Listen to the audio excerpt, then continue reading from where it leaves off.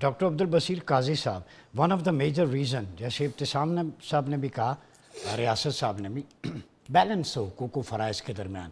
ہمیں فرائض کی بجا آوری کا بھی حکم ہے، حقوق کی بھی بات کی ہے. اسلام میں بالکل بیلنس ہے خواتین کے حوالے سے. اب میں ایک حدیث پڑھ رہا تھا صحیح مسلم میں، کریم آقا نے فرمایا خیرکم خیرکم لأہلہ وانا خیر لأہلی. تم میں سے بہترین وہ ہے جو اپنے گھر والوں کے لیے بہتر ہے، میں اپنے گھر والوں کے لیے بہتر. ایون بیوی کو مسکرا کے نوالا کھلانا بھی ثواب کی نیت، وہ بھی صدقہ ہے. تو جب یہ تعلیمات موجود ہیں، قرآن کہتا ہے طہر کی حالت میں علیحدگی اختیار کرو، تو ہم سٹڈی نہیں ہے، ایتھکس کو فالو نہیں کرتے. وزٹ کروان ہے پاکستان میں، ہم کیمرہ لے کے چلے جائیں، کسی کو نہیں پتہ ہوگا کہ بیوی کو کس حالت میں طلاق دینی ہے، کتنی دینی ہے ایک نشست میں.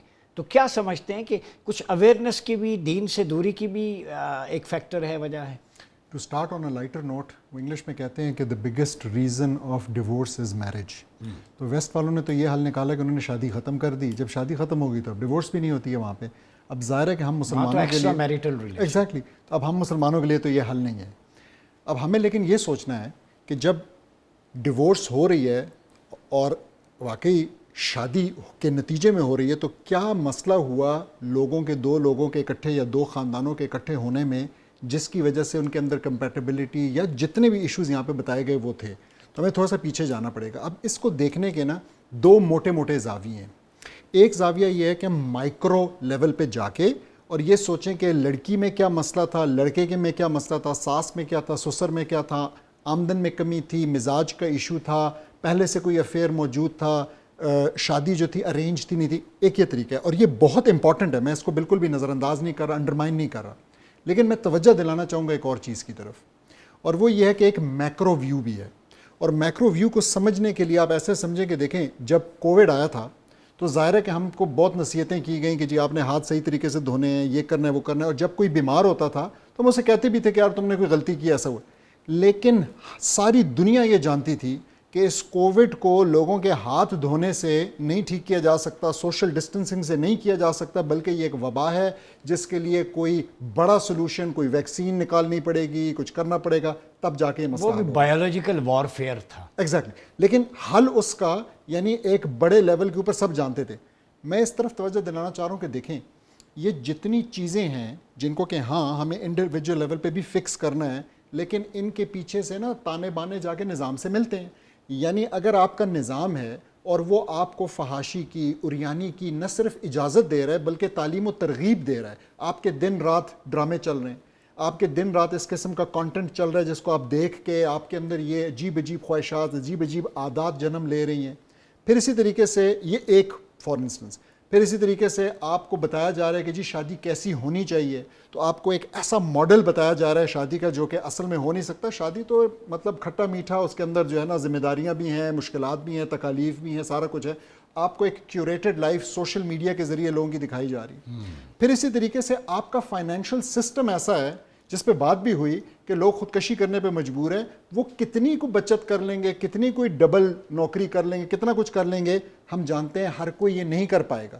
اس کا مطلب کہنے کا یہ ہے کہ دیکھیں ہمیں یہ نظر انداز نہیں کرنا. ہم ٹھیک ہے، ہم اپنے بچے بچیوں کی تربیت کریں گے، ہمیں ان کو بتانا ہے، لیکن ہم یاد رکھیں کہ جس ٹائٹ کے اگینسٹ ہم جا رہے ہیں، جس میں ایون ہمارے اسکول کا کریکولم جو کہ ہمیں بالکل نہیں سکھاتا، ہمیں دین تو آپ نے بتا دیا کیا کیا سکھاتا ہے، لیکن ہمارا کریکولم کیا ہمیں ایک اچھا شوہر بننا، ایک اچھی بیوی بننا، کیا ہمیں یہ سکھاتا ہے کہ یہ دو فیملیز نے آنا کیسے، اکٹھے کریکولم سے اسلام، دین، ویلیوز یہ غائب نظر آ رہے ہیں. ایگزیکٹلی ایسا ہی یہ وجہ ہے، بالکل ایسا ہی ہے، غائب نظر آ رہے ہیں.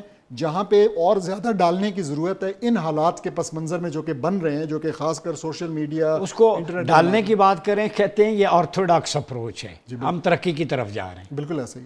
تو میرے خیال میں ذرا سا ہمیں یہ سمجھنا ہے کہ ان بڑے مسائل کا حل جو ہے نا وہ مائکرو لیول پہ صرف تلاش نہیں ہوتے بلکہ میکرو لیول پہ ہوتے ہیں. اور جو ہمارا جو نظام ہے، جس طریقے سے دین کو ریاست سے کاٹ دیا گیا، طلاق ہو گئی ہے. آپ نے بھی ایک طلاق کی بات کی، ایک طلاق کی بات میں بھی کرتا ہوں. تو اس وقت دین اور ریاست میں طلاق ہے. جب تک یہ واپس نکاح میں نہیں آتے، جب تک واقعی ریاست کے جو ہے نا قوانین، یہ طلاق رجعی ہے، بائنہ ہے یا مغلظہ؟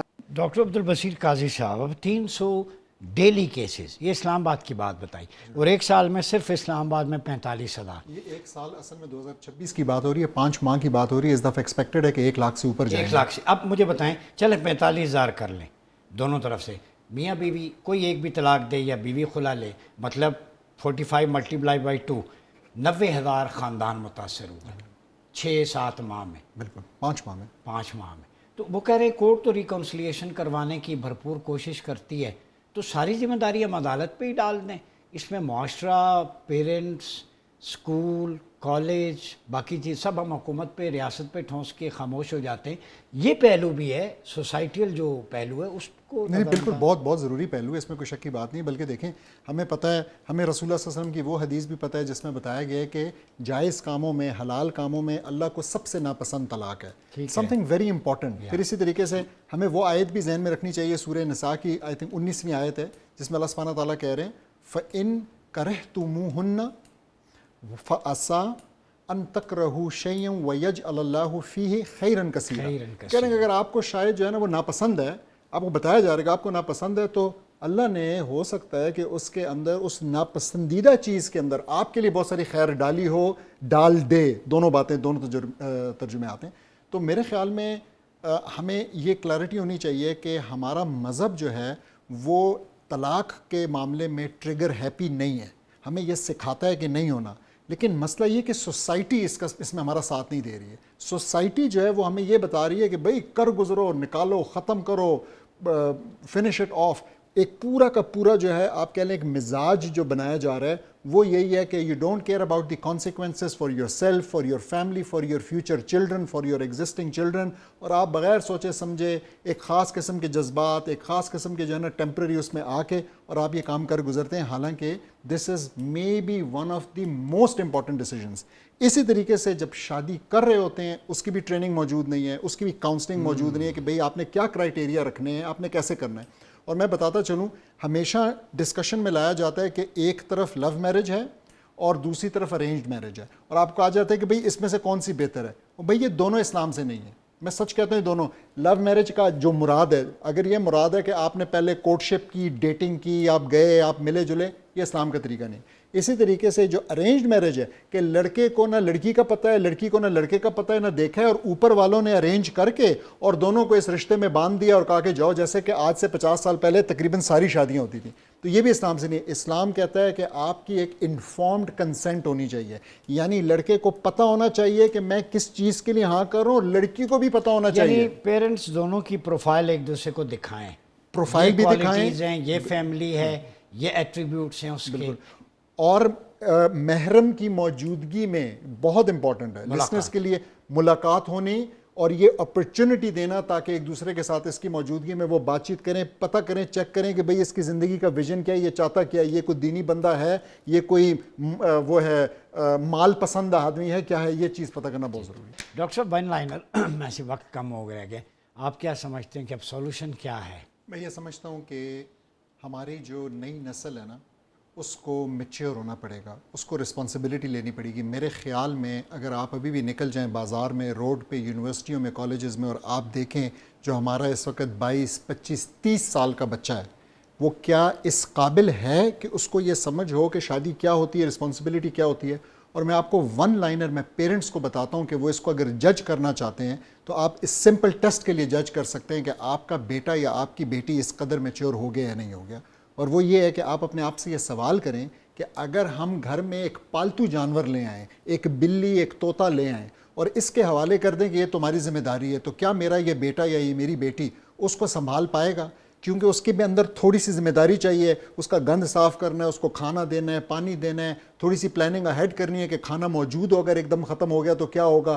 آج کل تو آپ اپنے جانوروں کو وہ ٹیکے شیکے بھی لگواتے ہیں.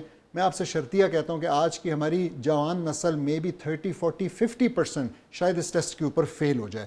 اور ایک ایڈیشنل بات کہ دیکھیں قرآن کی جو آیت ہے جو ہمیں کہتی ہے بہت امپورٹنٹ, الرجال قوامون علی النساء, یہ جو آیت ہے اس کے اوپر عمل درآمد بالکل ختم ہو چکا ہے. یعنی مرد اب اس چیز کو اپنی ذمہ داری نہیں سمجھتے, اور اس کو شاید بدماشی کے لیے, کنٹرول کے لیے تو استعمال کرنا چاہتے ہیں, لیکن اس کو اس ذمہ داری کے لیے کہ ہم نے واقعی قوام بننا ہے, ہم نے سہارا دینا ہے, اور ہم وہ ہیں. دیکھیں ایڈوکیٹ صاحبہ نے بھی اس کو ریز کیا, یہ بڑا ایشو بنتا جا رہا ہے کہ آج کا مرد اکثر یہ ایکسپیکٹ کرتا ہے کہ میری خاتون جو ہے نا وہ میرے ساتھ فائنینشیل اس کے اندر حصہ ڈالے گی, حالانکہ اسلام نے ایسی اس سے منع فرمایا, ایسی کوئی ذمہ داری عورت کے اوپر ڈالی نہیں ہے. اگر وہ اپنی مرضی سے کچھ کر رہی ہے اس کی مرضی ہے, لیکن یہ ایکسپیکٹ کرنا بالکل غلط ہے. تو یہ بہت زیادہ کامن ہوتا جا رہا ہے, یہ اسی لیے کامن ہو رہا ہے کہ وہ رسپانسبلٹی کا ایلیمنٹ نکل گیا خاص کر مردوں میں سے.